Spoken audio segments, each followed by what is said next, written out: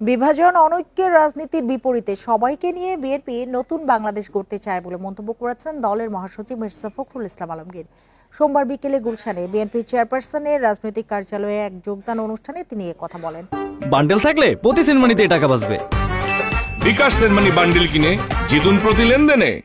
বিকেলে রাজধানীর গুলশানে বিএনপি চেয়ারপারসনের রাজনৈতিক কার্যালয়ে দীপাবলি উপলক্ষে হিন্দু সম্প্রদায়ের নেতাদের সাথে মত বিনিময় করেন বিএনপি মহাসচিব মির্জা ফখরুল ইসলাম আলমগীর। এ সময় হিন্দু সম্প্রদায়ের 50 জন বিএনপিতে যোগ দেন। তাদের দলে স্বাগত জানিয়ে বিএনপি মহাসচিব বলেন, কিছু মানুষ চেষ্টা করছে 71 ও 24-এর ঐক্যে ভাঙন ধরাতে, কিন্তু বিএনপি প্রতিশোধ প্রতিহিংসা চায় না বলেও জানান বিএনপি মহাসচিব। তিনি আরো বলেন, বাহিরের কিছু দেশ ও মিডিয়া বাংলাদেশকে নিয়ে সাম্প্রদায়িক নানা মিথ্যা প্রচারণা চালায়, এই ধারণা ভেঙে দিতে চায় বিএনপি। আইন শৃঙ্খলা বাহিনীর প্রতি স্পষ্ট জানিয়ে দেন, তারা যেন সংখ্যালঘু সম্প্রদায়ের কোনো হয়রানির কারণ না হন।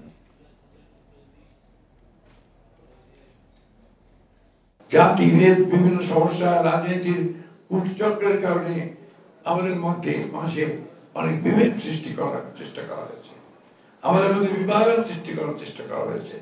কিন্তু আমরা বরাবরই আমাদের দলের যে আপনার যে দর্শন, অর্থাৎ বাংলাদেশি জাতীয়তাবাদ, সেই দর্শন নিয়ে আমরা কিন্তু বাংলাদেশে সকল ধর্মের মানুষকে একতাবদ্ধ করার কথা বারবার বলেছি।